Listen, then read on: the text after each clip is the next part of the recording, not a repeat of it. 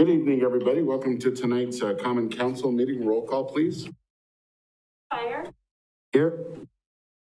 Facial. Here. Rosendich. Here. Bargender. Here. Wagner. Here. Witzel. Here. Fisher. Here. Spiros. Here. Butke. Here. Kendler. Here. Thank you. Please stand for the Pledge of Allegiance. Pledge allegiance to the flag of the United States of America and to the republic for which it stands, one nation, under God, indivisible, liberty and justice for all.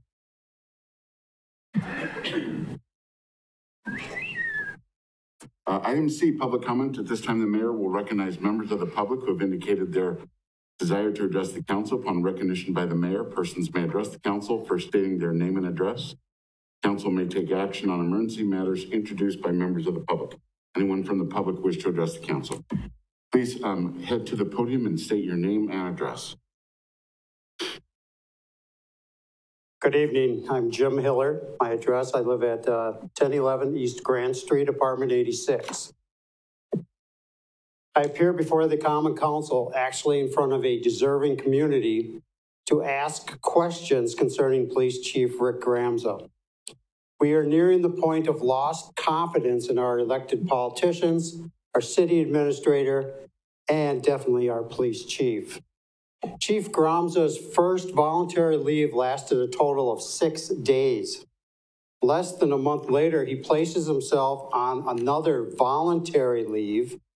This leave's in effect for over a month, and it's still in effect.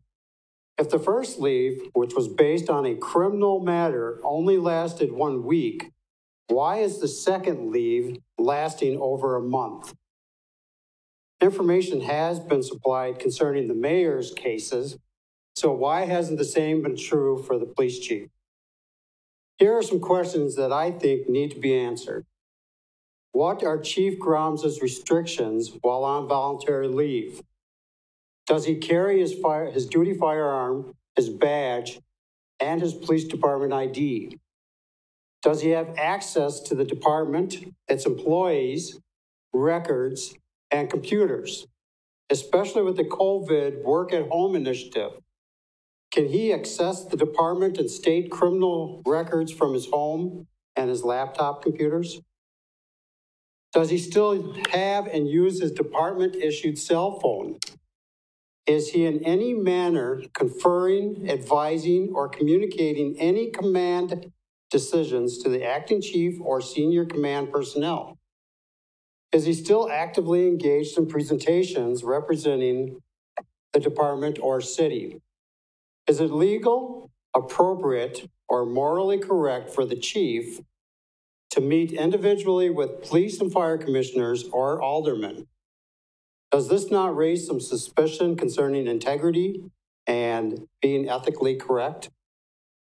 While on voluntary leave, does the chief get full benefits and pay? If he is under investigation, why is he allowed to take voluntary leave? How long will the voluntary leave be allowed by the Police and Fire Commission and the Common Council? Is there an end date? Who granted the leave? And have other department or city personnel been granted voluntary leave with pay also? Why are these questions not being asked and answered? Supposedly, aldermen were discouraged from knowing the pertinent information concerning the chief because it might compromise the investigation. Really? Those in the know are still accountable to you, the Common Council, and ultimately to us, the citizens of Marshfield. These questions and pending answers do not violate the chief's personal or professional interests.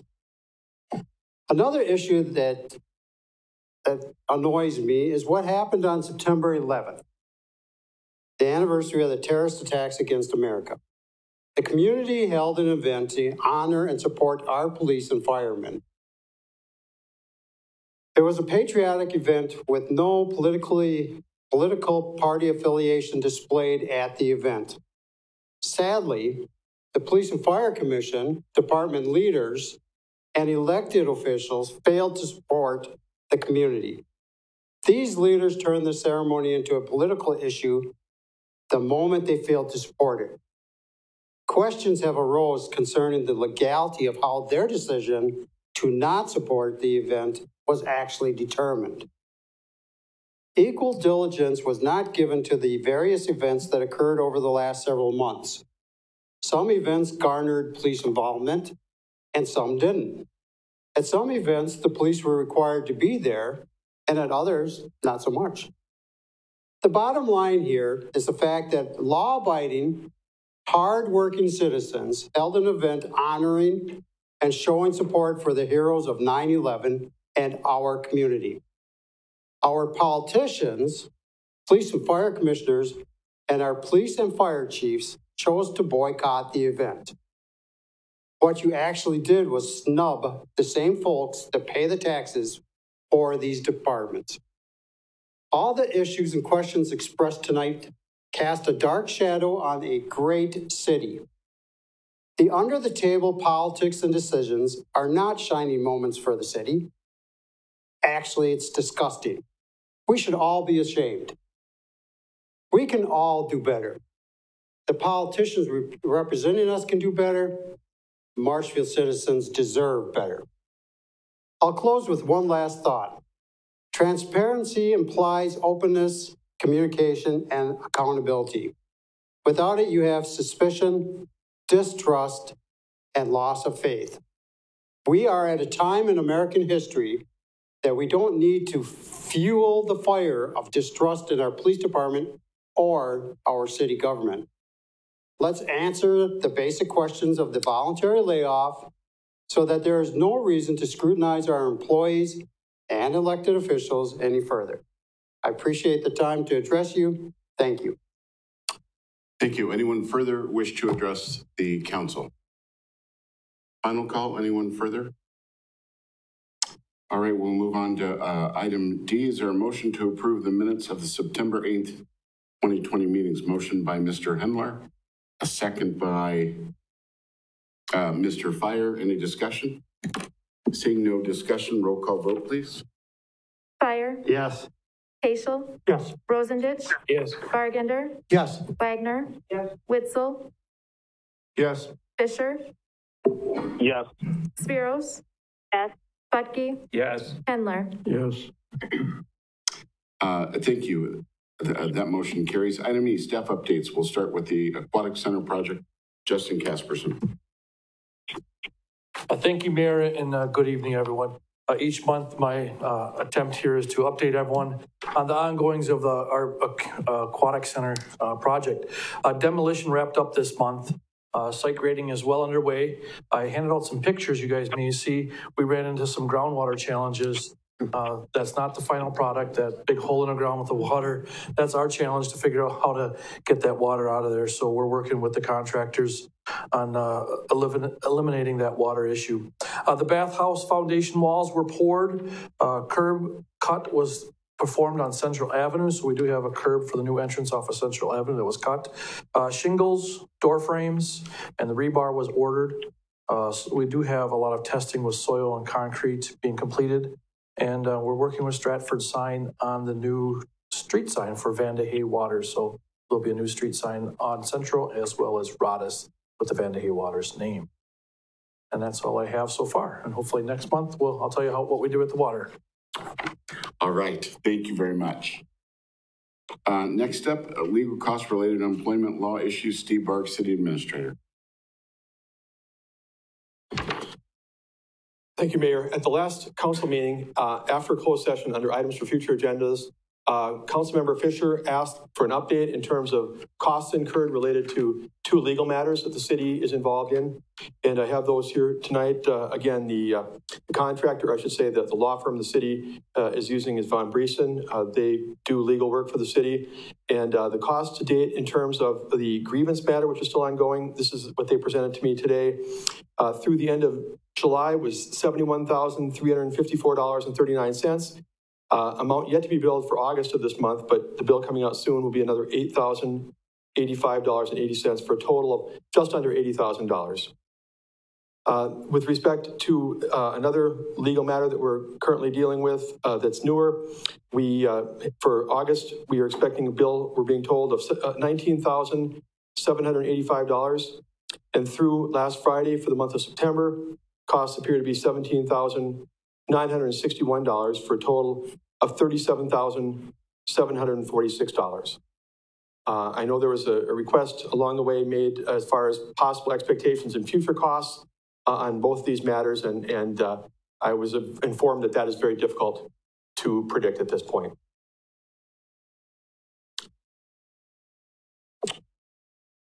All right, thank you very much.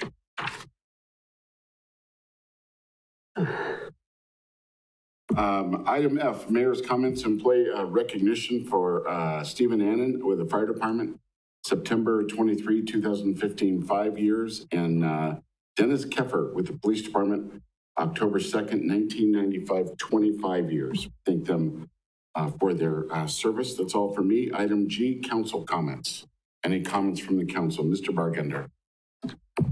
Thank you, Mayor. I'd like to address some of the comments made about the 9/11 event. Not all elected officials so-called snubbed that event. Myself, Adam Fisher, and Tom Butke, alderman here at the city of Marshfield, attended that event. I personally passed out over 100 Back the Blue buttons to the public at my cost, especially targeting children. So, I mean, I don't want to be accused of snubbing any event. I just wanted to make that clear. Thank you. Thank you. Mr. Butke. Okay, bear with me on this. I'm very emotional about the 9/11 thing as well. I think I need to voice my disappointment over the decision of the Fire and Police Commission to not allow police officers and first responders to take place in the event held at Columbia Park. The event at Columbia Park that took place did not allow current police and fire and first responders. Now, these people that were supposed to be honored there, and we did as best we can, we were trying to show our gratification and appreciation of the fire and the first responders and the police. And what went on there was patriotic music. Very nice. I did not see anything political there whatsoever. Now, I do understand that there was some communication issue initially that people thought the Republican Party was sponsoring it. They did not. So, I mean, there's errors probably on both sides. To my understanding, this decision was made because the commission feared it would be political. I think that is an unacceptable assumption by the commission. Like I said, this was all about honoring the people. The people that were family members of the people that died in this event, they don't give a darn what party it was. And it's sad to me that we've come this far that because you thought, or some people thought, one political party was sponsoring, then you don't honor these people? There's something wrong there. You know, the statement that we're worried that it was going to be too political. In the Fire and Police Commission, did they meet? Did they meet somewhere? Did they have a special meeting? How did they vote on? How were they able to vote? Did they just use telephone? From what I understand, we can't do that. But again, I never thought it would come to this, that in Marshfield, that we worry about a political advantage or whatever what the thinking was and not honor the people. Like I said, these family members of the deceased there and the firefighters and the police that died and just police and fire in general. It's about honoring them. We've got to get better. we've got to get a lot better. That, first of all, we've got to do our homework to make sure it's not political. And like I said, I wish both parties would have sponsored it. And then maybe everybody would come. I don't know, or they'd still say it's too political. But there were a number of people there. And it was really good. I stayed for about an hour and a half. I did see some retired firefighters there. And they enjoyed it. And again, it was nothing political with that. So let's get over this stuff. And I would like to find out, on the Fire and Police Commission, do they not have to meet to vote on something like that? You know, somebody, and that can come up at another meeting. But to me, that's wrong if they did that and made that decision. They turned it into a political thing. The participants and the organizers at Columbia Park did not make it political. To me, the Fire and Police Commission made it political. Thank you. Thank you. Anyone else from the council wish to make a comment? Mr. Hendler, did I? No? Okay. All right, thank you. And item H, any reports from commissions, boards, and committees? No reports from commissions, boards, and committees? All right, item I. The consent agenda is our motion to receive and place on file approving all recommended actions in the consent agenda. A motion by Mr. Butke, a second by Mr. Wagner. Any discussion?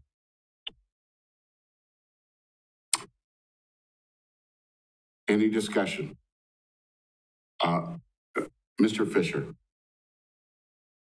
Thank you. I would actually like to pull the Marshfield Utilities Commission meeting minutes from September 14th. Pull the Marshfield Utilities Commission. Okay, fair enough. Any other discussion? Seeing no further discussion, then please vote. Fire, Yes. Paschal, Yes. Rosendich, No. Bargender, Yes. Wagner, Witzel, Yes. Fisher, Yes. Spiros, Yes. Butke, Yes. Hendler. Yes.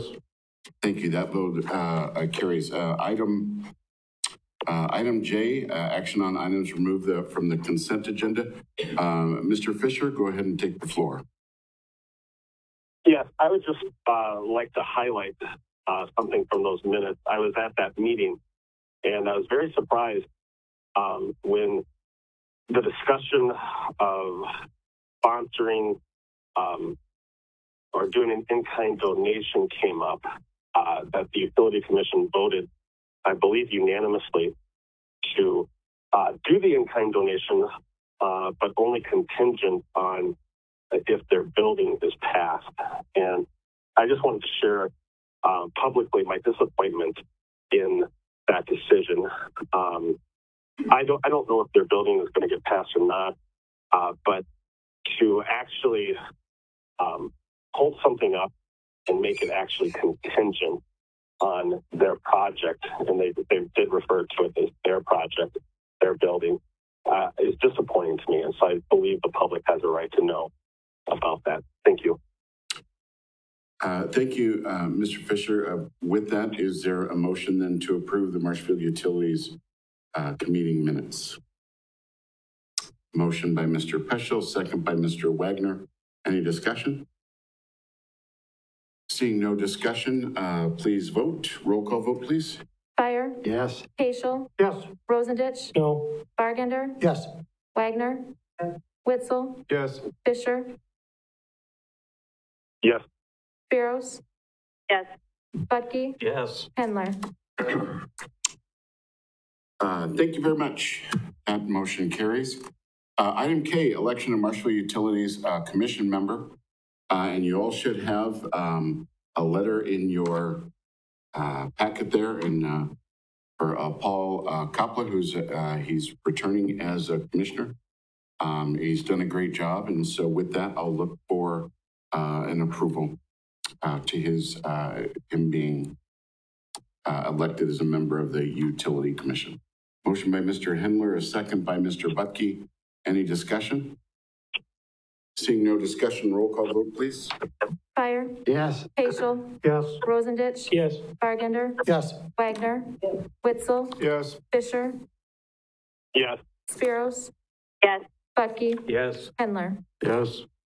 Thank you very much. That motion carries. Item L, first reading of ordinance number 1442, request to rezone properties at 3400 Frey Court, parcel 250-2602-264-1019, and parcel 250-2602-264-2028 from SR4 single-family residential to MR12 multifamily residential, presented by Bryce Embrook, City Planner. Thank you, Mayor. So the applicant is requesting to rezone two properties from SR4 single-family residential to MR12 multifamily residential.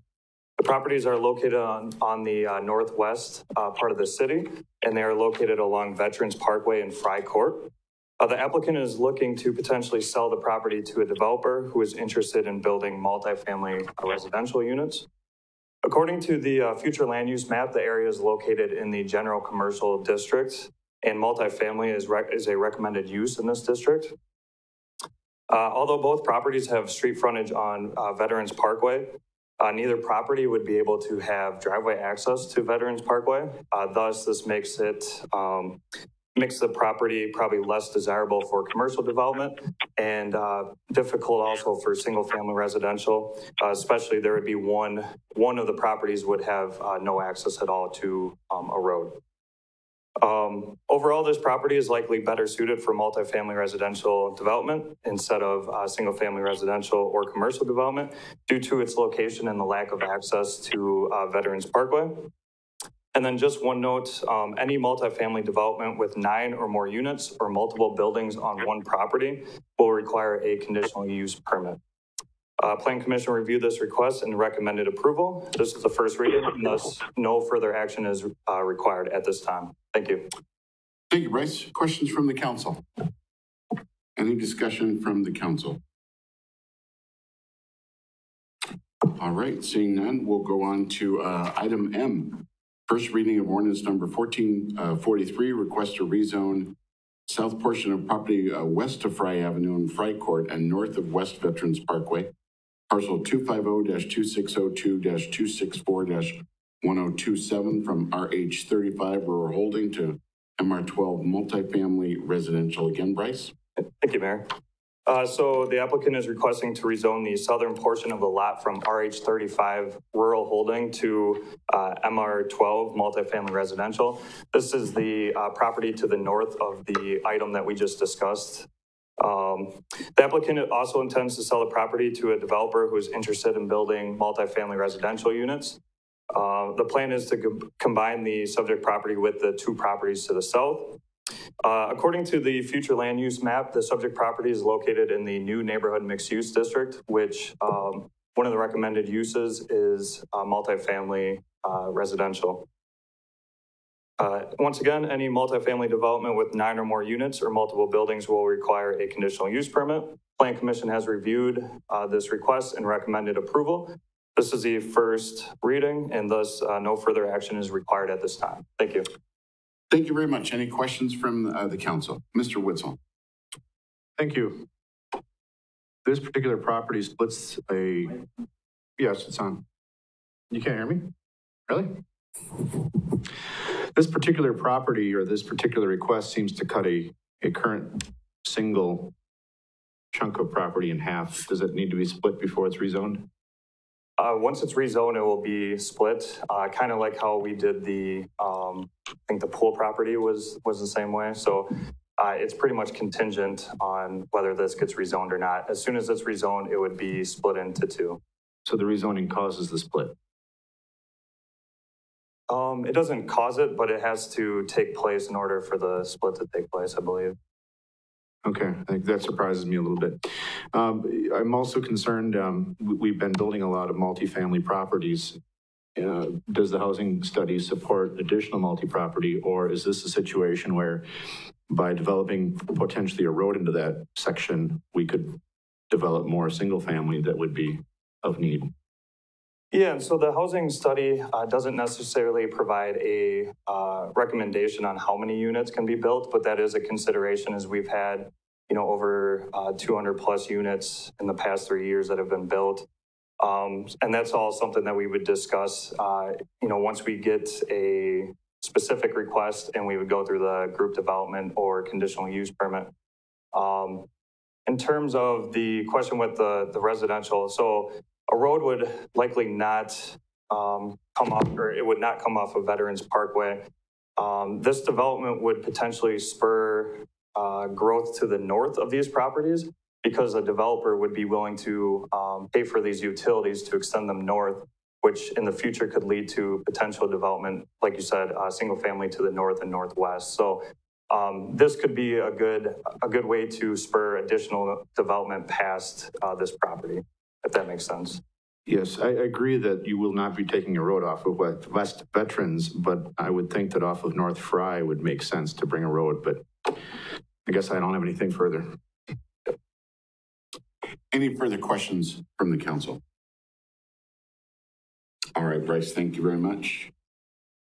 Item N, request to approve budget resolution number 05-2020, transferring $1,004,666 from general fund, other financing uses to debt service fund, presented by Ron Amman, Finance Director.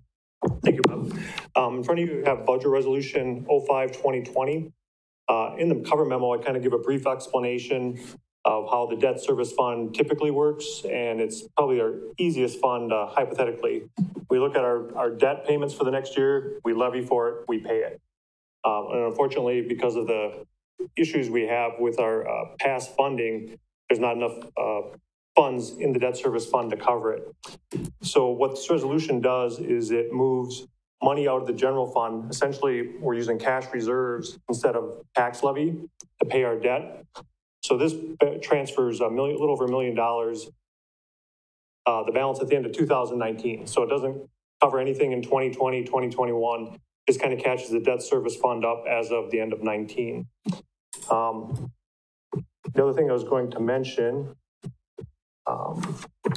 was that if you recall, in 2019, we did a large refunding where we refinanced several of our debt. As a part of that, because the rates were so good, we got a cash premium. So when we issued the debt, because the rates were so good, in 2019, we got a cash premium of $467,000, if you recall that discussion. So that was cash we received upfront, put it in the debt service fund. So the point being is, this is a better outcome than we originally planned because we had all this premium dollars. So it seems odd to say, we're only transferring $1 million out of the general fund. Towards the bottom of the memo, kind of put in perspective of how much of our general fund balance this is eating up. Then from there, I'll take any questions or a motion to approve. Motion to approve by Mr. Bucky, second by Mr. Hindler. Any discussion? Mr. Wagner.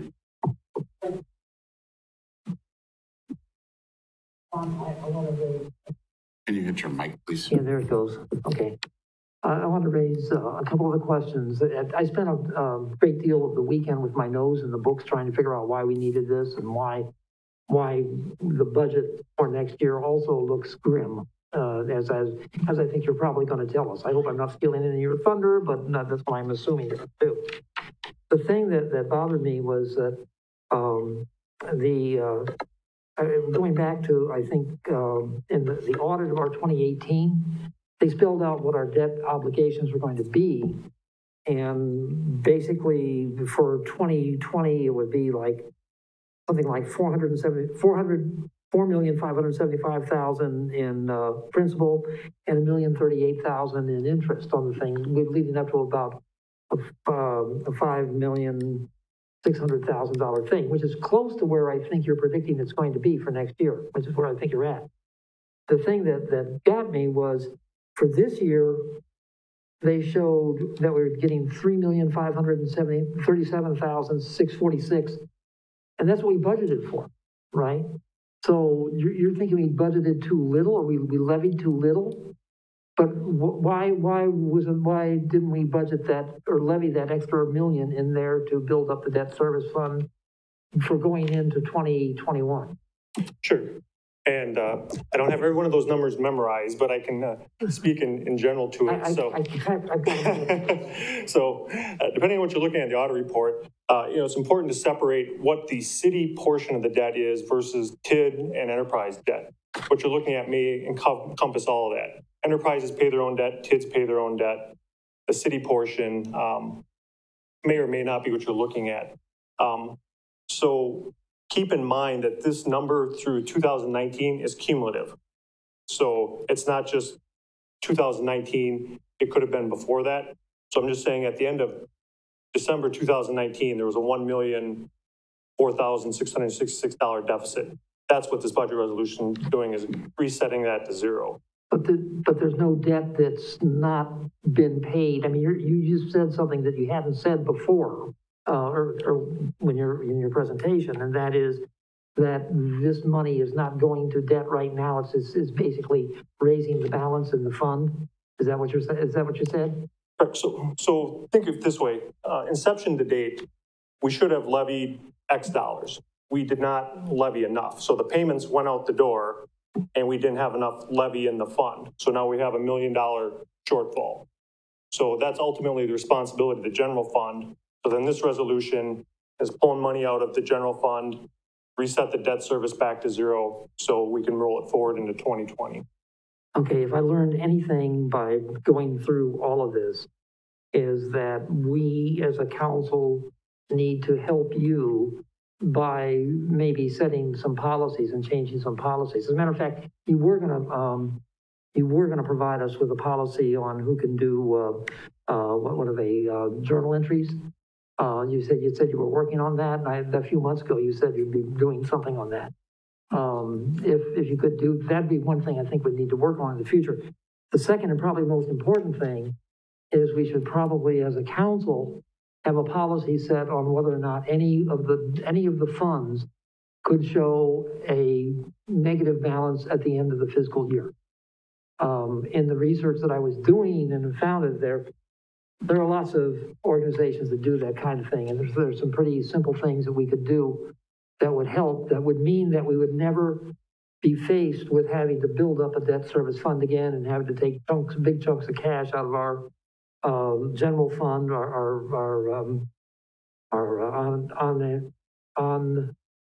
required committed funds to pay off debt. So that's something I want to look at in the future. The other thing is that in doing all this, I figured out why you said we would need to levy as much as we will in addition for 2021, and I understand that completely. And almost 2/3 of what we're going to have to levy is based on just this year's borrowing. I think it's like $750,000 that's due in principal and about $75,000 in interest next year, which takes up a big chunk of that $1.2 million you're recommending we have to increase above the normal debt levy itself. So I get it, and I know what's going on. I think there's some changes. There's some room for some institutional changes, but I guess we just got to bite the bullet and get down on this thing. So sure, and to address a few of those things, one, this it originates with the TID transfer issue, where we weren't levying enough. We pull it out now. Instead of TID transfers, we just have deficits every year in the debt service fund, and that's how it's going to be. For the journal entry, I know it was a recommendation from the auditors. I don't make journal entries. I request journal entries. I never have made an entry. For your policy on negative fund balances, that probably wouldn't work. We routinely will have negative fund balances because of timing differences. So if you think of a capital project fund that's getting a grant, we expend it, we'll have a negative balance at the end of the year, and then the cash comes in the next year. Yeah. So I don't think you can say we'll never have it. We do reconcile every fund at the end of each year to explain what's in it and what's not in it. Yeah, and basically in the examples I saw, they allow for temporary negative fund balances in the case of grants, in the case of cash flow situations where you write checks out on a Monday and they They aren't going to be cashed until a week or two later. You know, a good policy will make room for that kind of thing. So, you know, I think we're the policy-making body. And we, the 10 of us in this, well, 8 in the room and 2 on the TV, all of us in here are going to stand responsible to the taxpayers for the tax increase they're going to get next year. They know there's going to be a big one next year. So basically, I think we need, you know, this isn't something for you, it's something for the council, so that we can assure ourselves of some things too. So that's basically all I have to say on it. So, but, sure. But thank you very much. Steve wants to mention something, but obviously it's all disclosed in the audit report. You know, it's there. Like I said, we reconcile it. If you want to know why it's negative, you know, we can. I mean, there are some we're a little bit behind. Some are timing differences. And I think Steve wants to say a few words. Thank you. And admittedly, when you see it on an agenda, and if the public looks at this and seeing transferring $1,004,000 from the general fund to the debt service fund, that's a striking thing to see on your council agenda. I just want to remind people that you're going to have decisions to make in the future, and you're going to have options. But this budget resolution really is just another step in the reconciliation and the getting back on track process that began in January of 19. It really is. It's really accounting for reality. It's saying the debt service fund should not have this balance negative carried from year to year. We want to straighten it out. It looks painful, admittedly, but it's all part of the process that we've been working on for the last, in my opinion, for the last 21 months now. And we've got more work to do. Please. In my opinion, I don't think this council knew anything about negative balances until 21 months ago. And basically what I'm saying is they need to be made aware of it. No, I agree. And, if one exists. And that meeting we had on January 31st of 2019 was a painful one. I think everybody was in that room. I mean, there was a whole lot of wringing of hands and how did we get here and then what do we do next? I'm just saying that what you're doing tonight, as stark as it looks, is really just another step in this process. It's taking what we have and making it reflect reality. Debt service fund should not have $1 million shortfall and the general fund has to transfer money. But we're on the same road. We're on the same road to a better place that we always were. This is just an accounting transfer that I agree with Ron needs to take place. Mr. Budke. Yeah, I think everybody that spoke here is right. Mr. Wagner and Ron and Steve. I think what Mr. Wagner's trying to do, and I agree with it, is we would have a policy then that we know that we wouldn't get into that same situation anymore. I don't want to put words in your mouth, but I think that's what you're trying to do. Please. Okay. All right. Any further questions for Ron? All right, Ron, anything further on that? Motion to approve. Oh, we need a motion to approve. We've already got the motion in the second. So seeing no further discussion, then please roll call vote. Fire. Yes. Paschal. Yes. Rosendich. Yes. Bargender. Yes. Wagner. Yes. Witzel. Yes. Fisher. No. Spiros. No. Budke. Yes. Kendler. Yes. Thank you. That motion carries 8-2. Item O, receive overview of the 2021 budget presented by Ron Ahman, Finance Director. All right, thank you. In your packet, so in a couple of weeks, City Administrator will be presenting a budget. And what I kind of want to go over is just a high-level view, touch again on the debt service general fund issue, touch on some of the other funds that we really don't talk about too much, and just kind of give you a chance to ask questions and see if there's any other information we should have together by that point. So the short version, if you want the super short version of the 2021 budgets, it's our existing debt and then general fund expenses not to exceed a 2% increase. So not a lot of changes. It's really, again, the funding issue that we're working on. So process-wise, we changed this a couple of years ago that departments could request anything they wanted, and then Steve would spend all month just crossing things off. Now we start with kind of a cost of living approach where we put together a finance budget manual and kind of really restrict those initial requests just to utility increases, wage increases, kind of the normal stuff. Excuse me. And then anything additional is a separate request that the city administrator approves and gets calculated in there. So where we're at is, expenses are calculated first. Those are a lot easier to get our handle on. A lot of the revenue information comes very late. I'm working with Jim from the assessor's office on some of the assessed and equalized values. Our state aids comes in. So a lot of the time we just start and we're very revenue neutral at this point. We're just kind of trying to minimize our expenses, track down our changes and reconcile things. So the general fund, as I mentioned, is a deficit as of the end of, had a budgeted deficit in 2020. And then our working assumptions, which may be optimistic, are that we'll have 2% growth and 1% growth in non-levy revenues such as transportation aids, state aids, but we're working on those. We'll come with a complete list, but we're going through a software conversion. So January 1, right now we have 3 different chart of accounts. We're changing software. We're moving to Kronos for timekeeping. So as a part of that, what you'll see a little bit different in the budget is we're trying to consolidate some things. In the current software, a single check might be an entire budget. So we have hundreds and hundreds of these budgets.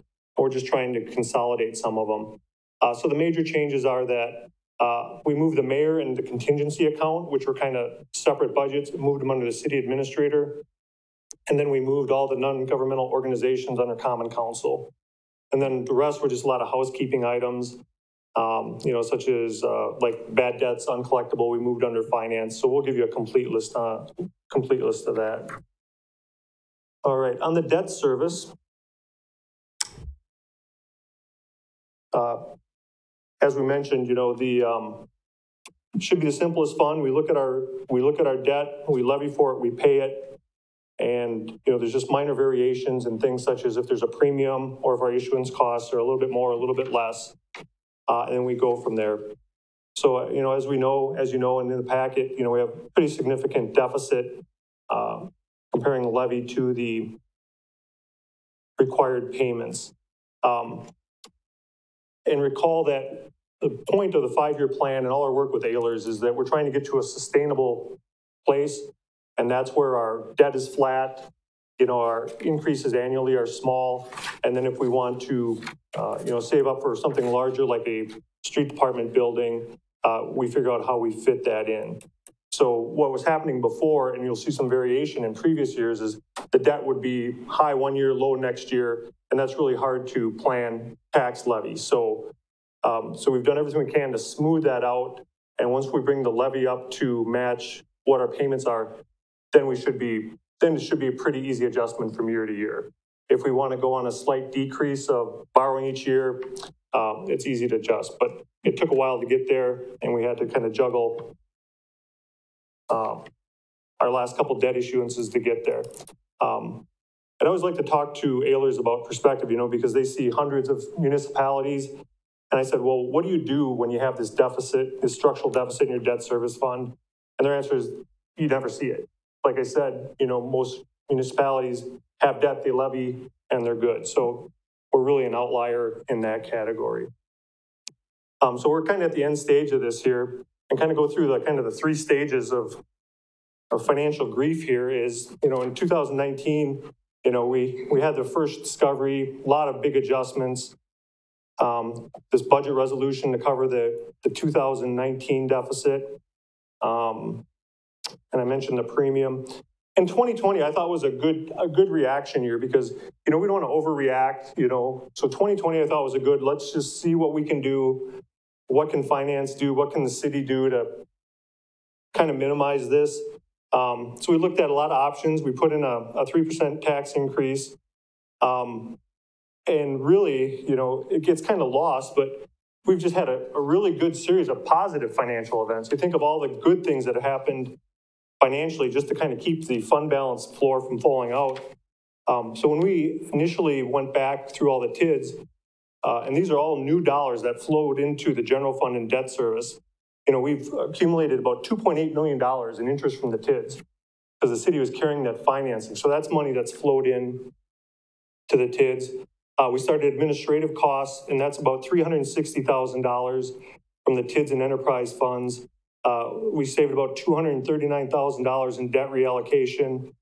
We had the $467,000 in debt premium in 2019, and we had another $142,000 this year when we financed. Grota's been doing a great job, holding the line on all our tax disputes. So those are actually all really good, positive, financial things have happened, just to kind of keep it together while we restructured everything and looked at how we fix it long term. And as I've said, like lots of times, these dollars are nice, but it doesn't fix the rate disparity. So just want to point out that that's kind of held it together for now, but 2021 will be tough. In the packet, I put the 2021 budget, and that's about as straightforward as I can show you what the budget looks like. Those are our payments that we have to make in 2021 and our levy for 2020. And it is slightly different from what I presented at Finance and Budget Personnel because we got the final closing on our current issue. So the deficit's about $80,000 less, which again is a positive. And keep in mind, there's no new spending, no new debt. It's all existing payments. It's all money that's out the door that we just haven't funded appropriately. So in there I say, what is it going to take to really fix this and keep our credit rating from, going any further down? If you look in the packet, we said about 77 cents. So we currently have a tax rate of $9.54. So we would need a tax rate of about $10.30 just to pay our debt in full in 2021. And obviously in lump sum, that seems really, really large. So what we've done is we've kind of gone back through and said, what if we would have raised the rate 1.5% a year? We would be at $10.39. What if we would have raised it 2% a year? What if we'd raised it CPI? So lump sum, it seems large, but if you go back to when, the 2010, 2011, 2012 council approved budgets and roll it forward, it seems fairly reasonable. And so obviously with the Moody's, we have the three biggest red flags you can have in our finances. We're not paying our debt, we have dwindling cash, and a general fund deficit on top of it. So, if we're looking at seriously taking this on and correcting it, it's kind of a 3-year, we're in year 3, but if we want to get there by the end of 2023, the broad outline is 2021, we correct our levy to pay our debt. We try to say no to any additional spending, keep the general fund expense increase at 2% or less, and keep our new borrowing under $3 million. And that doesn't have an effect on the budget right away, but it's kind of a trend down for the following years. Then 2022, our debt statement should be stable. Again, work to minimize the general fund debt, keep our new borrowing under $3 million. And then hopefully in 2023, we'll kind of be where we'd like to be, which is kind of a stable platform, something that can sustain, small growth, and then start really thinking about moving on from this and planning on for some of the bigger projects. So even if we tackle it like that, I can't guarantee that Moody's still won't downgrade us. If you look at the credit rating letter, they take a bunch of different benchmarks, a bunch of metrics, and they score each one. And some of ours are really low. So in aggregate, we only got a negative outlook, but some of our scores, such as our cash liquidity, are really, really low. We mentioned in the past, it is costing us, even with the great rates, it is still costing us more every time we issue. And also keep in mind, that the utilities, we're dragging the utility down too with us because their credit rating's tied to ours. So I think at the last meeting said, at some time we had to pay the Pied Piper, and that's kind of the final bill that we kind of have to address. So, and again, this is a structural deficit. So anything we don't address just carries forward to the next year. We have the same conversation with some slightly different numbers. Before I move on to any other funds, open it up for questions there.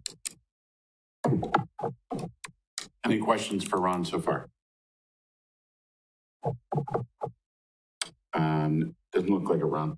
Okay, I'll keep going, and if you think of anything by the end, let me know. Kind of wanted to touch on, we got, a handful of new members who may or may not be familiar with these. And it seems all we ever talk about is general fund tax rates. So here's just a couple other things you should kind of look at. Our special revenue funds, have a dedicated source. So we have the room tax fund, economic development, taxi, media access are the major ones. So one thing you'll see different this year in the room tax fund is we changed some of the logistics. So if you're looking at the budget, it just works different. So what happens is room tax goes 70% to CVB, 30% to the city for parks outlay. We used to try to account for all these projects in 2 or 3 different funds, and we just cleaned it up so that all you'll see in the parks outlay, the room tax fund, is the room tax will come in, 70% goes out, 30% goes to Parks and Rec, and it'll zero balance at the end of the year. So essentially, we're just taking care of the city side in the capital project fund and try to clean that up. Economic Development Fund is funded by Marshfield Utilities. The Taxi System Fund, the Share Ride Service, just made a note there that there is a local share. The grants cover most of it, and we've done a good job of instituting agency fares. But there is a local share that the city will have to pay or, pays every year. It's been pretty nominal, but as the grants keep going down, the percentage keeps going down, we'll have to look at that. And the Media Access Fund, all the work Tom and Dave do is funded by cable television franchise fees. The capital project funds, those are basically funded by debt and grants. So when we borrow, the proceeds go into these capital project funds. We go out, we do our projects, and then they should wash. And they're the ones that will usually have a timing difference or a negative balance that we're waiting for some money to come in or a little bit behind. The Fund 420 has the Van de Hey Waters. When we present the debt, keep in mind we may have we might have to consider borrowing on the capital project fund for the Van de Hey Waters. And the reason is just the timing. We have the money, we got the money we borrowed, but the money that's pledged is over 5 years. So we may have to look at some short-term financing in there. And Justin's been feeding me good info. Just wanted to point that out. TIDS collectively, they're doing great. We have a $1.5 million surplus for the year budgeted. So that's an annual surplus. That goes back towards recovering their initial costs and moves them closer to closing. And reiterate, that we never gain any of that money. All we do is they pay them off. We put them back on the tax roll unless we're going to use like a housing extension on those. Our enterprise funds, wastewater, we've got almost a $2.5 million surplus budgeted. They're doing great. But when you see that, keep in mind that with all the new DNR regulations, they're going to have some pretty substantial capital outlay needs that they will fund. Thankfully, they're doing so well. They will fund that and pay for that. And I see Sam and Dan are in here, but those are very substantial that they'll have to. And then lastly, the EMS, our other enterprise fund, also has a surplus budgeted. So just kind of wanted to, especially with so many new members, just kind of run through everything. So when we hand you hundreds of pages of paper, you kind of know what you're looking at. Open it up one more time for questions before we move on to the other housekeeping items. Mr. Wagner. Okay, we faced this, I think, on the library, and now we're facing it on Van de Hey Waters, and that we're basically floating some of the donations, the ones that are spread over 5 years. What kind of a mechanism do we have for it's all done through the community foundation? Is that correct? Correct. So do we have a mechanism for billing the community foundation on some basis for drawing down against the donations as they come in? Yes, I'll let Justin explain this because he walks in my office and hands me a check, and then I don't ask any questions. Oh, that's sophisticated. It's drawn on based off of expenses accrued. So as Bozen is our main contractor, as they process invoices with us, we can go to the foundation and submit that. So Bozen just submitted their first invoice this month. I turned around, submitted my invoice to the foundation, and then I gave the check to Ron. So we have analysis of when those pledges will be coming in throughout the 5 years. So these first few years are really good, but then when the project's done and we don't quite have the cash to cover everything towards the end of the project, we'll have to borrow some. But we don't always know. Sometimes these donors will pay everything up front right away. Depends on what their tax accountant tells them to do. Do they give you a reconciliation every month? Mm-hmm. Yes, they on all of our accounts there. Is that public record? I would suspect so. I don't know. I mean, I guess if someone asked for it, but it's just a summary of what the fund balance is or the balance is. Thank you. And then procedurally, if you recall, all the resolutions we passed with Ehlers is if that would happen, I can prepare a resolution, take it to finance budget personnel and kind of tag it and make it eligible for borrowing. And that would be the mechanism where I'd let you know that we may need to borrow some of it. So that's just contingent borrowing. Any further questions for Ron? Nope. All right. Thank you, Ron. That's all you have on that? Yep. Correct. Item P, request to determine how proposed 2021 budget reflects requests from non-city organizations, presented by Ron Omni. Sure. And these two items are just housekeeping items. This one and the next item on 17th Street. And they're really to help us put together what the proposal is.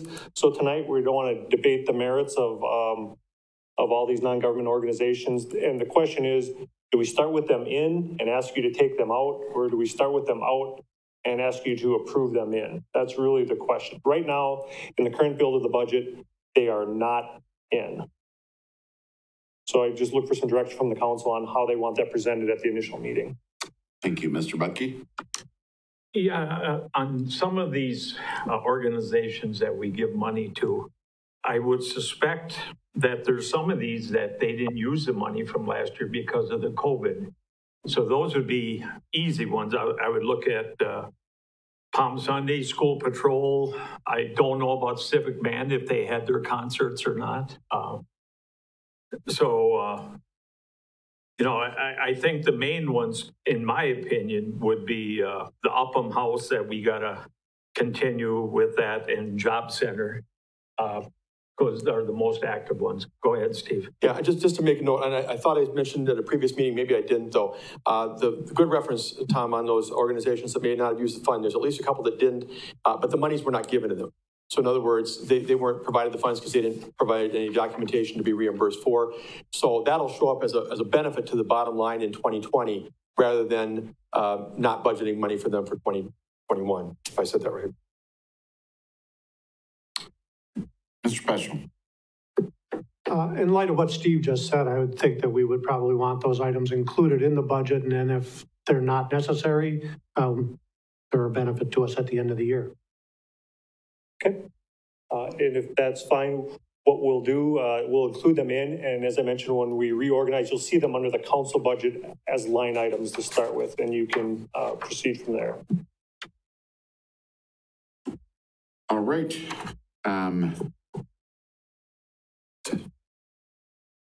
I can't. Oh, Mr. Witzel. What is our policy state? We recently put a policy in place to fund these things, these organizations that come to us at budget time. What is our policy state? Does it say that we'll have them in the budget, or that we'll have a certain earmarked amount that we could potentially use? What is our policy state? Actually, Councilmember Wagner was instrumental in putting this together, and I applaud him for it. It was approved a couple of years back, I believe. It was you, correct? Yeah, to give some structure to how we do this. But the premise, I don't think it talks about specifically your question, but I think what it talks about is making sure that they meet the criteria, and that they're largely supposed to be tied to city-related functions. In other words, do they perform a service that ties to things that our mission is? That's a benefit. Kind of give an idea of how to look at them more than the question of whether they start in or out of the proposed budget. I thought there was something in there about a certain amount of money, or a certain percentage of money, or I thought there was something in there about the funding itself more than, in addition to the rationale for why we would fund them. I'll look back on it tomorrow morning and I can send you a copy, but some of you are newer and probably have never seen that policy on how we do that. But as I recall, the lion's share of it was about the criteria we use to determine whether or not we would ever fund agencies outside of city government and how we would make those decisions. All right, thank you. Any further questions? All right, so you've got your direction there, Ron? All right. Item Q, request to approve postponing the East 17th Street Reconstruction project until 2022, presented by Ron Alman. Okay, thank you. Again, this is a budget housekeeping item. So the initial proposal and guideline from staff was we were going to keep our 2021 long-term debt at 3.1 million. And then through the CIP process, it jumped to almost 3.8 million. So what I'm requesting is to reconsider moving this project to and reducing our long-term borrowing in 2021 as kind of our debt reduction starting point. What it will do is it takes the total project cost is about $1,196,000, of which $765,000 is borrowing. We move it to next year to keep our borrowing under $3 million for this year. So this is true, and I know how popular this project is, but this is a strictly a financial request to kind of lessen the burden on our debt service fund since we are currently not paying our debt service in full. That's the request. Open for discussion. Mr. Budke. So we're looking at doing less borrowing for streets this next year to make the budget work. Is that correct? Right? We're not replacing the 17th Street with a less expensive project. Correct. Okay. Correct. We would just defer this to 2022, and then in the 2022 CIP, throw it back in the hopper. I assume it gets high priority then, and then look at it then. Yeah, and as much as I don't want to do less street projects, I do understand the need. Further questions from the council, Mr. Wenzel? Thank you. I figured that was coming. When the CIP was first presented to us, there was and I don't remember which council member it was, forgive me, but there was a discussion about whether or not we could potentially defer some mill in place and asphalt overlay projects and do a 17th Street type project in its place, funding wise, and then make up for those mill in place and asphalt overlay projects in a subsequent year. And it was on the heels of that I thought the 17th Street project came in. When the final CIP came to us, it had all this borrowing for 17th Street, which surprised me a little bit, but okay, it was what it was. I have a couple of questions, however. First of all, work has already begun on engineering, and I'm wondering how much of that work will be lost if this is pushed off for a year. Secondly, if we already have staffing in place and are planning to do a certain amount of work, and now we're lessening the work for the summer, what impact will that have on street department staffing if we no longer have the projects that'll keep them busy over the summer? Will that cause an issue? Will there need to be a layoff? What will happen to the staffing on that particular area? Sure. And I did talk to Dan, and I'm guessing Steve's going to have a more detailed answer than I do. Actually, though, as I walk up, I see that Dan is on the call. And Dan, if you want to address any of that part, especially the part about what will happen with respect to moving the project forward or anything else, please take it away first. Sure, thank you. We are planning to continue with the design process and engineering regardless of which year the project gets built. We had to have a pretty aggressive approach to get it ready for 2021. If it's a 2022 project, we'll still continue on that same path so that we can let property owners and utilities and so forth be aware of the project, the plans, and continue on that same path. As far as the street department workload, the project, the 17th Street project, was entirely a contracted project, so there was no street department work involved. The asphalt paving program would still remain intact for 2021, and that would be all street department work. So it wouldn't take away from any of the workload of the street department. Yeah, and adding to what Dan said, if you go back to the question about the CIP and what we did to make room to slide this project up from 23 to 21, Councilmember Wagner brought up his desire to see, I think it was roughly I think it came out $600,000. We talked about in various conversations what he meant based upon whether the pool was involved or the pool was not included. But we did make some cuts. We did make some adjustments. But ultimately, the council had decided that they wanted to move the 17th Street project up to 2021, even though the total borrowing was $3.7 million and the city's initial goal was $3.1 million. If you remember when we first set our goals for the borrowing. So it was exceeding it. This will bring it back down to where Ron is suggesting in the $3 million category. But again, as Dan said, the design and engineering work to prepare for this goes on, and the intent is full steam ahead for 2022, if you would embrace this. Mr. Witzel. One further question then. This will reduce the borrowing to below 3.1, which was the threshold we had. How much significantly below? How much below would it be? Just a hair below, like $2,991,000. Will it help us not have to raise taxes as much? No. So the 2021 budget, this will not affect the 2021 budget. So this will be a 2021 borrowing with the first payment in 2022. So it would show up on our list of 2022 debt service payments. But, the point again is the trend down. If we're going to tackle it, we want to start trending down. That's the point. Mr. Budke. I will make a motion to approve the recommended approval to defer reconstruction of East 17th Street until 2022. There was a motion by Mr. Budke, a second by Mr. Himmler. Any discussion? Mr. Pesham. Yeah, I just want to say that while it's regrettable that we have to postpone things, I think that with our current financial situation that we need to take a look at not only this project, but probably some other projects as they come up during the year, even though we've approved the capital improvement. But as everything comes up, we're going to have to look at it and see, is this something we can put off for another year and maybe work our debt payments down? Thank you. Thank you. Any further discussion?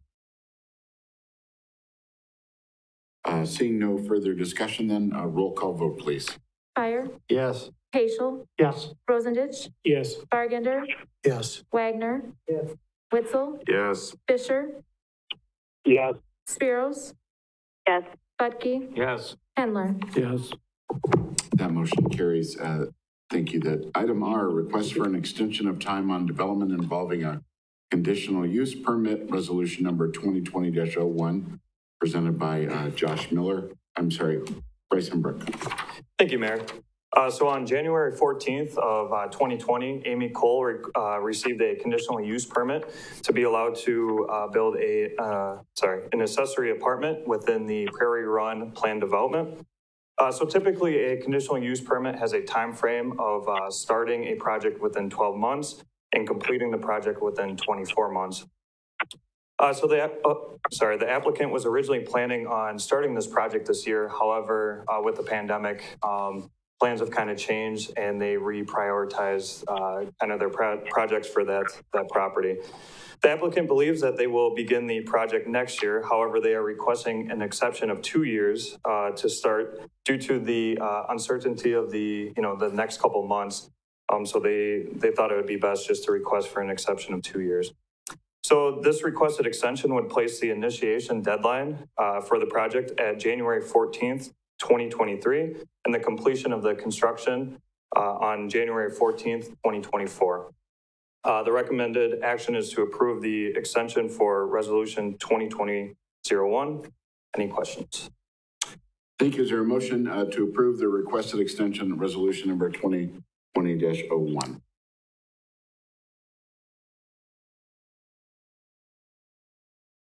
Okay.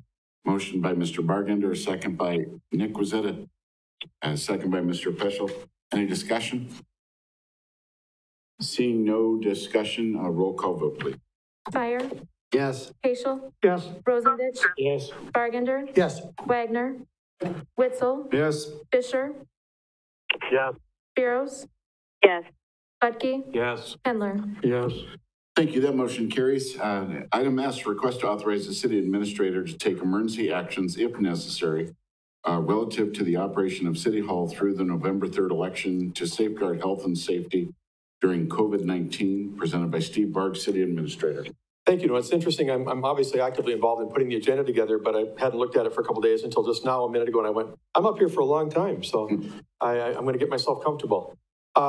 Anyway, this item is, as the mayor just said, a request to authorize me to take emergency actions if necessary regarding the operation of City Hall. You know, we went through a lot back in March when COVID-19 broke. The mayor declared made a proclamation. We followed it up with the council approving a resolution on March 19th. At that time, I was given authorization to take all sorts of steps that might be considered emergencies. We've come a long way since then, and I think we've coped, and our department heads and all our staff have done a wonderful job in dealing with the issues of the coronavirus. But we find ourselves in a unique situation right now where the presidential election is coming up in about 6 weeks. There's a lot of buzz out there among administrators and others looking at having enough poll workers, having everything in place, having the health and safety, what happens if people start getting sick, and how to try and plan for that. So my request tonight is not looking for broad authorization to take actions apart from council meetings, not at all. It's specifically related to the operation of this building.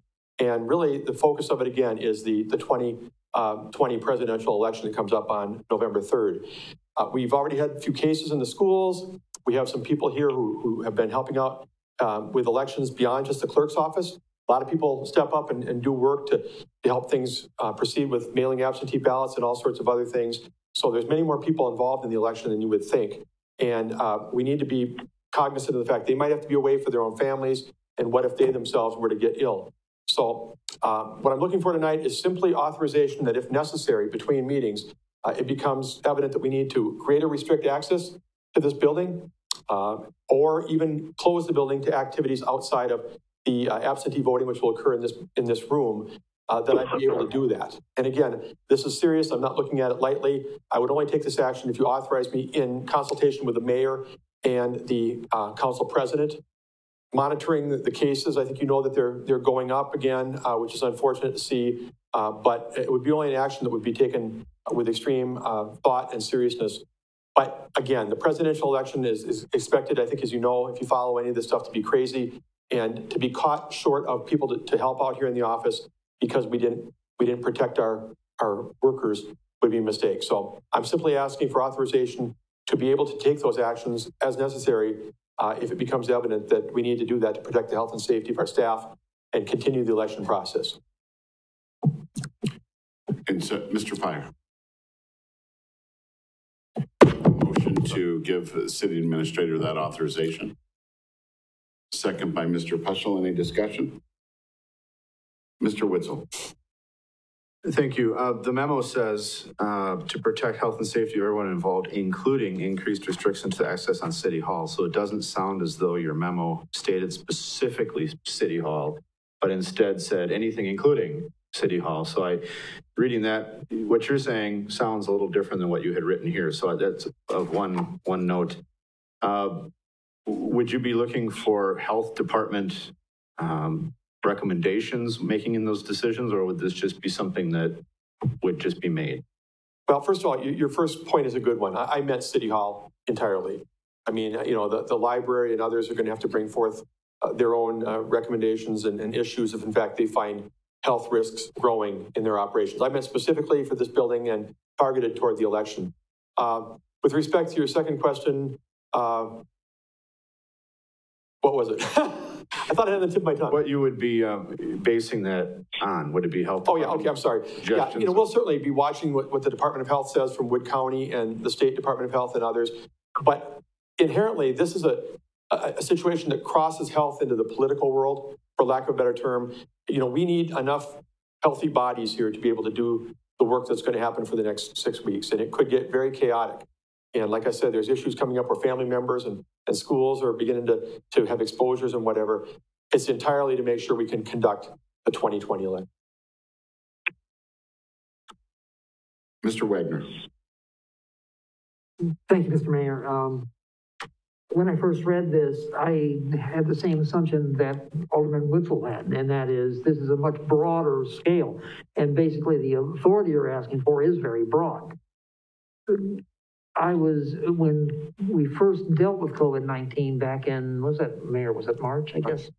Yeah, March, what amazed me was we have a mechanism to deal with this, and it's basically our city policy 7.01, and that is the creation of an emergency management. It's our emergency management policy, essentially.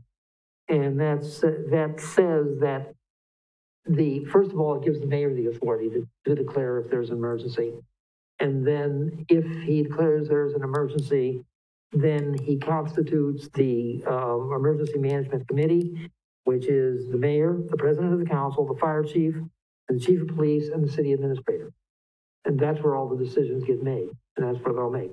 I mean, if it was a broad thing, that'd be something else. So essentially, we have on the books an ordinance that allows for this to happen and keeps it puts all the people at the table who need to make a decision in case of an emergency. And it basically brings the mayor in, who is going to basically bear the ultimate responsibility for any proclamation that comes in. So I like that much better than saying, Steve, wing it, do whatever you need, okay? I think I'd like some accountability there of elected officials. And there is, and the mayor is, of course, the chief elected official. So I'd like to stay with this. Any further discussion? All right, seeing no further discussion, then please vote on that motion. Fire. Yes. Paschal. Yes. Rosendich. Yes. Bargender. Yes. Wagner. No. Witzel. No. Fisher. No. Spiros. No. Butke. Yes. Hendler. No. I don't know what was cute about it. Thank you, Mr. Wagner. I'll vote no. That motion fails. Item T, request for approval to execute an option year for the shared ride taxi service for calendar year 2021, presented by Steve Barge, City Administrator. Thank you, Mayor. A lot of people reflect on the fact that we do a 5-year RFP for taxi service. Our current provider is Running Incorporated from Viroqua. But within that 5-year window, DOT requirements suggest, or say actually, that we need to do an annual contract approval with them. So 2021 will be the third year of our 5-year arrangement with Running. And even though we have this 5-year plan with them, we need to do annual contracts. As with any taxi provider we've had, I'm sure that there's ups and downs. There's some complaints that we deal with, but I think in the time Running has been here, they've done an outstanding job of addressing those complaints and dealing with some of the situations that come up where people aren't satisfied with the service. So staff would recommend that we approve another option year for shared ride taxi service with Running Incorporated for the year 2021. Thank you. There a motion by Mr. Hendler. Is there a second? Second by Mr. Fire. Any discussion? Seeing no, who's Mr. Betke? Yeah, I just Hit your mic, please, sir. My district is Cedar Rail is part of it. I had no complaints on this. The only thing on this that's a little concerning, I think Running does a good job, but this one box where it says our rates are 11% higher than other ones, than other areas. What do we feel about that? Well, yeah, and I don't have the history right in front of me. It jumps out at me. Yeah, but yeah, I don't have the history in front of me, and different parts of the state, have different rates. I can certainly look at that. We haven't had an increase for a while, I know. Well, and that's my point. I always say, you heard me on the council, it's better to increase a little bit each time. So this is probably the case here, why that is that way. So I'm okay with it, but I would ask that, that they look at raising it a little bit each year instead of having a double digit. And one of the things we're working to keep up with now is the agency fares. I think we've talked about this in the past. To keep them commensurate, because those entities are, not finding fault with what we're charging. Mr. Fire. I think the taxi or the service we're putting out, I think only one person gets in the taxi. I don't think they double up. That's why it may increase the rate. You have to make more runs. I think it's only hauling one person at a time. So that could make a difference on the rate. And I want to give them a shout out too. They've done a really good job, I think, of handling the last 6 months of COVID. It doesn't mean everybody's been happy, but think about running a taxi service during a pandemic. I think we've had some issues that have come up, and they've been very receptive. All right, any further discussion? Seeing no further discussion, then please vote. Fire, Yes. Paschal, Yes. Rosendich, Yes. Bargender, Yes. Wagner, Yes. Witzel, Yes. Fisher, Yes. Spiros, No. Budke, Yes. Hendler. Yes. Thank you. That motion carries 9-1. Item U, request to approve holding a joint meeting with the Marshfield Utilities Commission on Tuesday, October 13th at 5:30 p.m. and change the regular council meeting that night to 7 p.m. presented by Steve Barg, City Administrator. Thank you, Mayor. Those of you who were on the council back in April of 2019 may remember a joint meeting we had in the public conference room when this building was fairly new to us between the Marshfield Utilities Commission and the council. And it went well, I think, that Mike Ebrel and Mayor McManus kind of co-ran the meeting. There were, I think, 4 topics discussed. It lasted maybe an hour and a quarter. I think I may have put the agenda and the minutes from that meeting in your packet. And it's a good idea when you have an entity like Marshfield Utilities Commission that's so integral to the city in providing electric and water service for that commission and the city to work together to plan and to anticipate future needs and issues. So Nick Cum, the general manager, reached out to me a while back and said, I'd like to have another one. In fact, he actually reached out to me back in the COVID days, right before COVID. Wanted to have it in the spring, but that didn't seem real feasible. But we're looking at having one now on Tuesday, October 13th at 5:30. I believe we would hold it in this room. We've looked at other venues, but the idea of going to the 2nd Street Community Center and then having to drive back here for the regular meeting is not real appealing. So again, as you said, Mayor, it would be 5:30 for the special meeting with the commission, and then 7 o'clock would be our regular meeting. There'd be probably 15 minutes in between for people to just take a break before they sit down for council.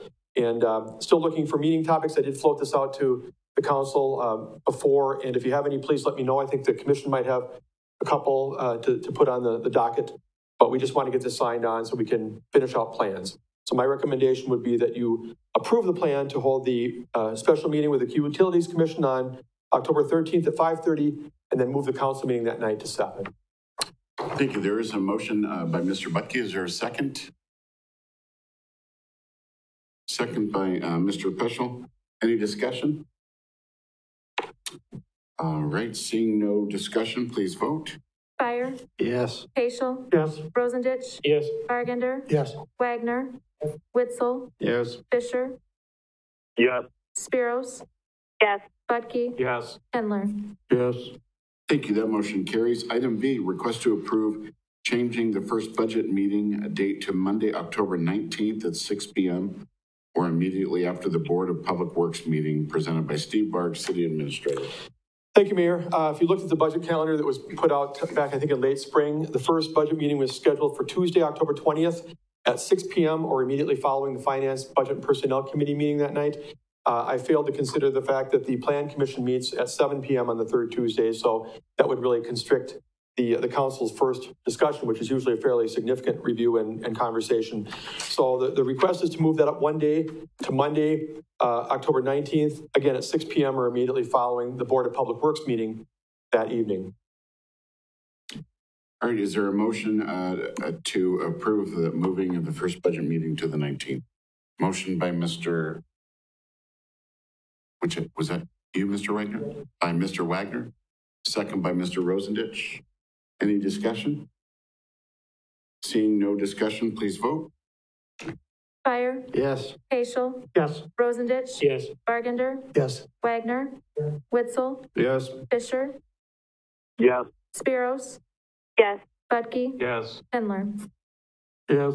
Thank you. That motion carries. And item number W, discuss plans regarding this year's trick-or-treat event presented by Steve Barg, City Administrator. Thank you, Mayor. Well, I mentioned earlier that COVID is often discussed on the City Administrators Network. One that's popped up lately is trick-or-treat plans, because under the COVID-19 pandemic, there's issues about whether or not cities and villages should sponsor trick-or-treat as they have in the past. Will that present some concerns for health and safety for all involved? So I did reach out to area communities. I had responses from 8 of them, of our immediate neighbors. The list is Anago, Marathon City, Merrill, Mosinee, Plover, Rib Mountain, Rothschild, and Weston. And what I got was, I guess maybe predictably, a mixed bag. 3 are holding the event as normal and just kind of, doing the same old. 3 others are holding the event, but they're going to be providing instructions, suggestions, and direction as to how they might want to see it take place. In a couple of cases, I think they're talking about maybe asking residents to, have their lights off if they're not participating so someone doesn't come to the door needlessly. That's maybe something that's gone on anyway. Or maybe even put a table out, in front of their front step with, the canyon so people can, just grab a piece of candy instead of having the interaction face-to-face at the door. But those 3 cities are also having the event. One is not having trick-or-treating, but is offering an alternative event of some type that is going to be sort of in a central location, but with social distancing and masking. And then the last one has not made a decision as yet what they're going to do. So truly a mixed bag, I think, although leaning toward having the event in some way, shape, or form seems to be the most predominant view. You don't need to make a decision tonight, but your next meeting's not until October 13th. So it may behoove you to, at the very least, give some serious consideration and direction tonight as to whether you want to continue to hold the event per normal, as we have in the city of Marshfield, or to look at some restrictions or change. Thank you. Questions from the council?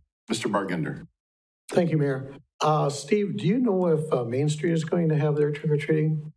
For kids go up and down Central Avenue, go into the business, that sort of thing? Is that still on or not? I have not heard. I suspect, given the interaction that occurs in the proximity of people to each other downtown on that evening, probably not, but I can't say as though I've heard that. Okay. One follow-up? Please. Thank you, Mayor.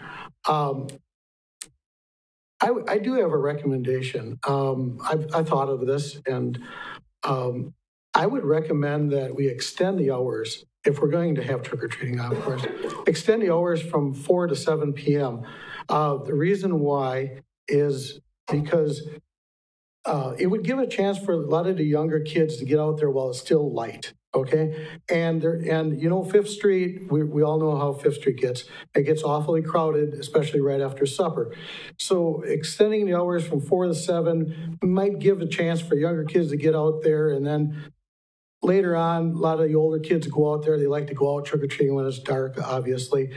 But that's just something to kick around. I don't know if we're going to make a decision tonight on this or not, but I really strongly recommend extending it out at least another hour.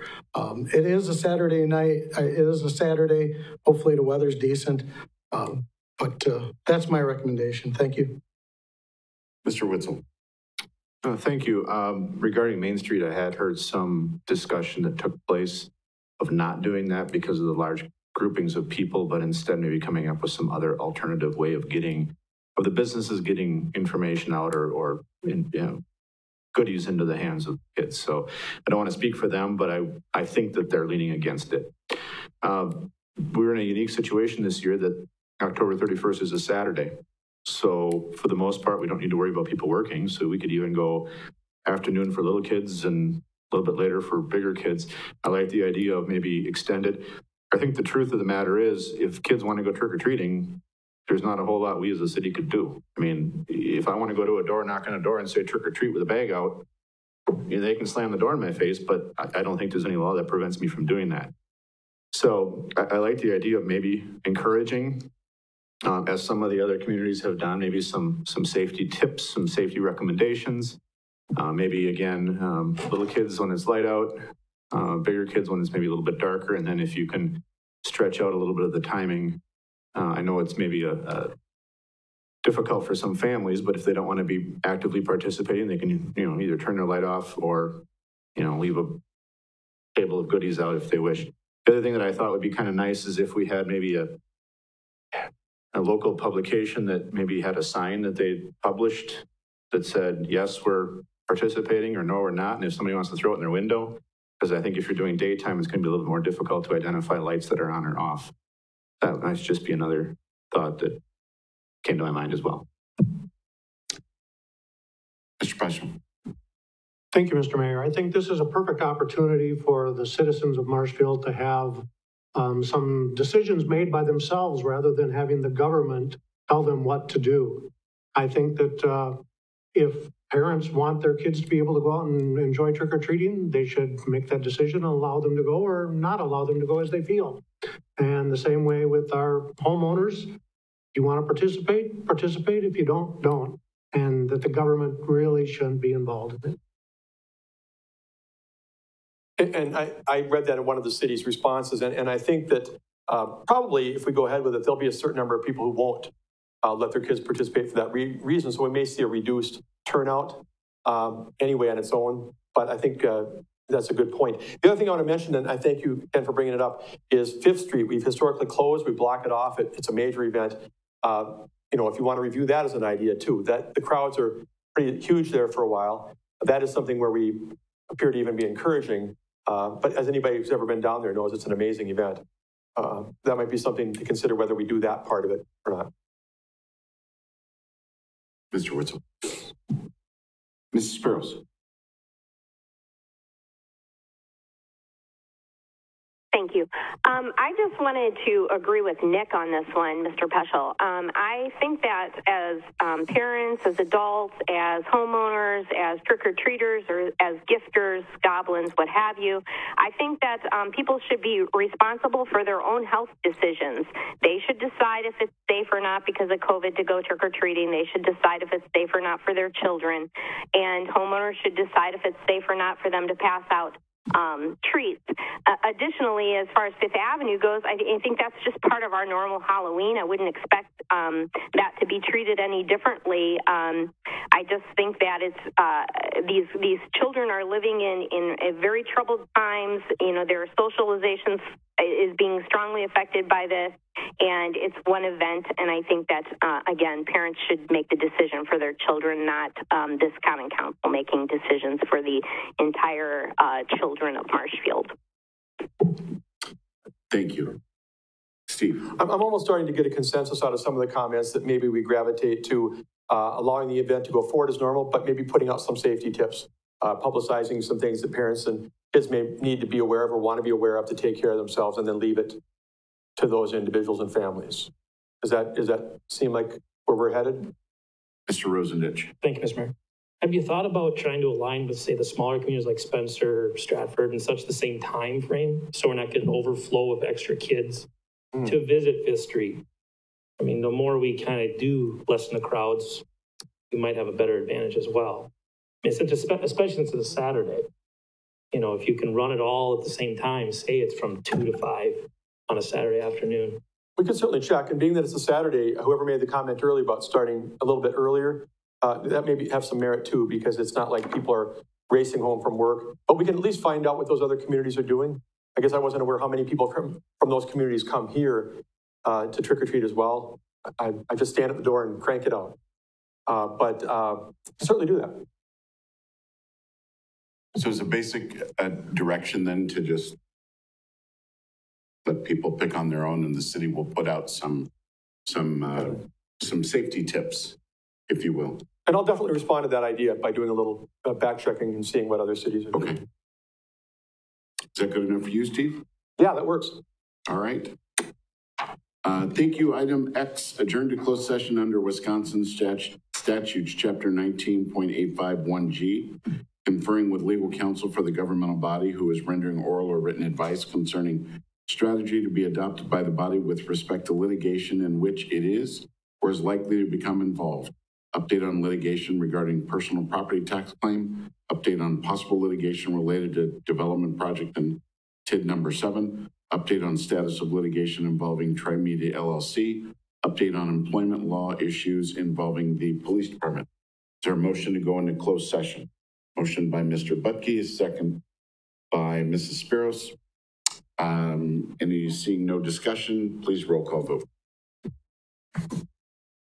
Fire. Yes. Peschel. Yes. Rosendich. Yes. Bargender. Yes. Wagner. Witzel. Yes. Fisher. Yes. Sparrows. Yes.